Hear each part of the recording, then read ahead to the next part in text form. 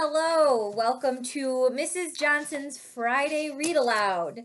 Today we are going to read a story called Ballet for Martha with the song Appalachian Spring in the background. I thought this was very fitting since we have had gorgeous spring weather this last week, and I hope you've gotten outside and I hope you love this book. So we're going to have some music in the background while we read.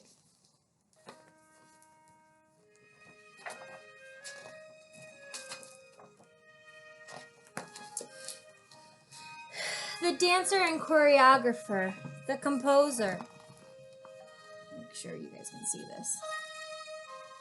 The artist. Together they created ballet about a new home, a new family, a new life. A dance about America.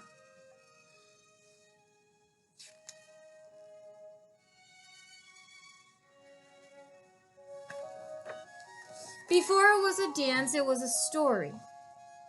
A story to be told in movement and music, not in words. A story of the frontier when pioneer families traveled west to put down roots. A legend of American living, says Martha. Martha asks the composer, Aaron Copland, to create music for her ballet.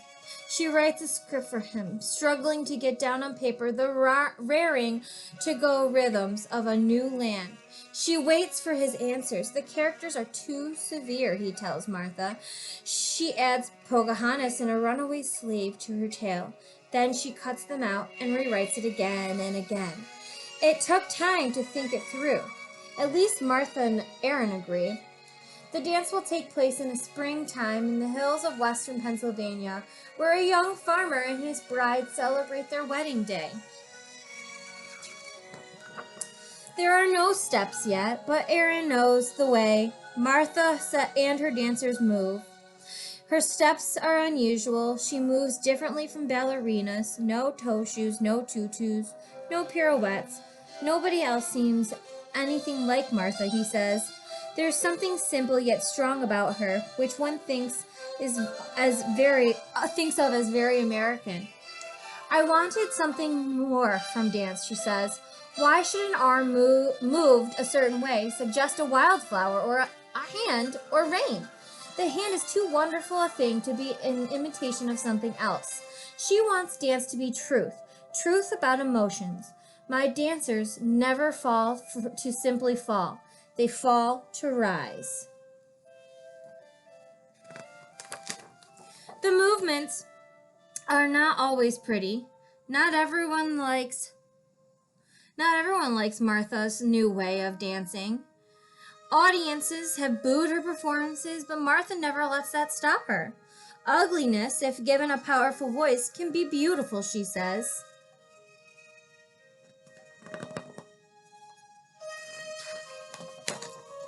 Aaron sits at the piano and tries out some notes. As he searches for a melody, he discovers an old song, a Shaker hymn. It's a gift to be simple. It's a gift to be free. It's a gift to come down where you want to be. The thread of the hymn winds through his music. At the top of the score, he writes Ballet for Martha. He records himself playing the finished piece on a rickety old piano and sends it to her. This time, he is the one waiting for an answer. Martha listens to Aaron's music. In it, she hears the rollicking echo of a Virginia reel, the galloping energy of a rodeo, the lilting melody of the Shaker hymn. She begins work, turning steps into patterns that will bring the dance to life. There will be 8 dancers in Martha's ballet. Martha's role is the bride. Eric Hawkins, the man she loves, plays the husbandman. She bases the pioneer on her great-grandmother. She went from Virginia to Pennsylvania. Her family is searched of good soil to till. She was very beautiful and always still. Aaron's music suggests a movement, fires the dancers' imaginations, dares them to do more. Martha tells them to listen with their bodies. Crouching to their knees, her dancers leap up, using their stomach and leg muscles, breathing in and out. If a movement doesn't work, Martha tries in a different way, and again a different way. Nearly right is not enough. Sometimes the dancers sit on the floor while she stands silently, staring out the window. Let's try this, she says, turning. She has a tantrum. She screams, she yells, she throws a shoe. The dancers wait. Martha always figures it out. The music and the movement are two parts of the dance, but a third part is needed. She calls her friend, the artist Isamu Noguchi. In his sculpture, Isamu carves marble, granite, or wood. He transforms these materials into art. Then he works with Martha. He transforms an empty stage into a fantastical world where the dancers can perform. A world of painted poles, bronze stools, hanging ropes, slanted steps, or a jungle gym. He brings her models so small they fit into a matchbox.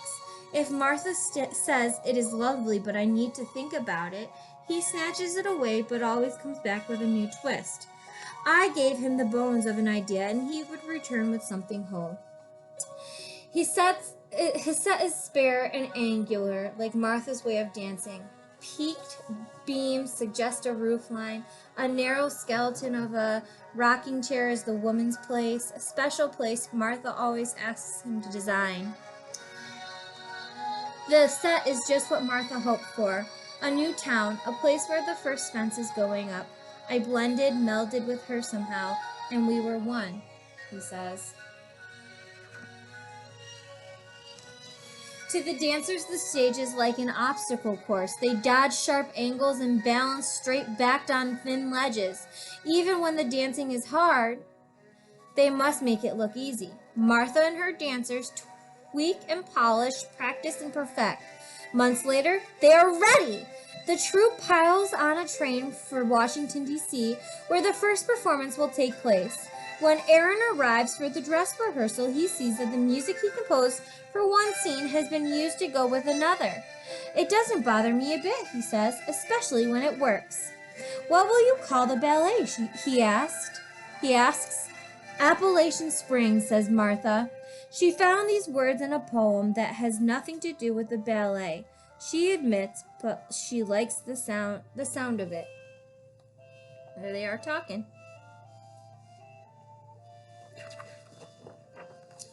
As opening night grows near, the suspense mounts. Will the world understand what they have done? October 30th, 1944. The audience gathers.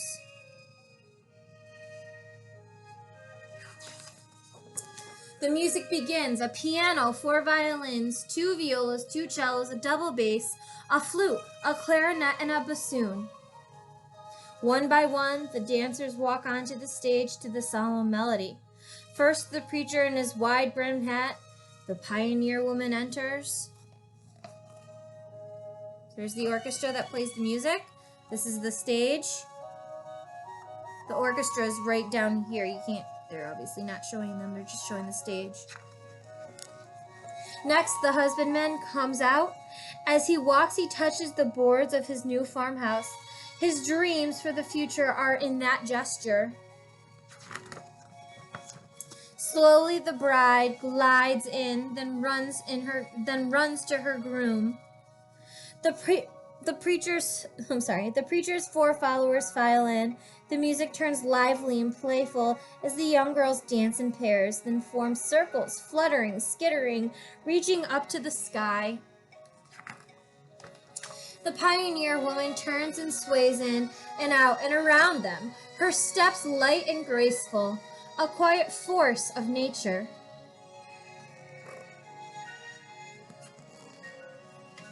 The bridegroom leaps and bounds like an acrobat, strutting, swaggering, showing off for his bride.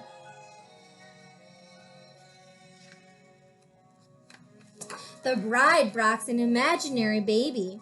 The preacher joins the couple in the marriage, and the celebration begins. The bridegroom twirls with his bride, then she prances in quick, small steps. The music turns fierce. The preacher delivers his fiery sermon, towering, glowering, leaping like a cat. His long arms point toward the young couple. Is he warning them about hard times ahead? The followers fall to their knees, rocking back and forth. As each character takes center stage, the other players stay perfectly still, a tableau frozen in time. The ballet ends as the husband and the bride enter their new house alone. The final lingering notes seem to ask, what will happen tomorrow? The audience rises, clapping. The ballet is a triumph for the composer, the choreographer, and the artist. Critics call the dance Martha's love letter, her Valentine, her dance of hope. Aaron wins prizes for his music. But the life of Appalachian Spring goes on after that great night, to become an American favorite, to be danced year after year.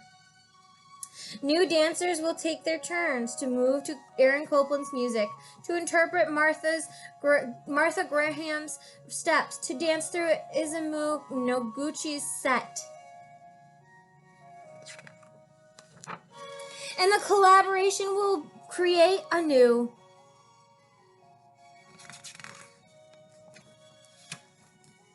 The end. This is the real people.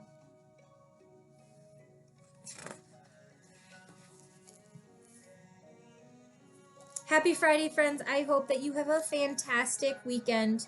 Love and miss you.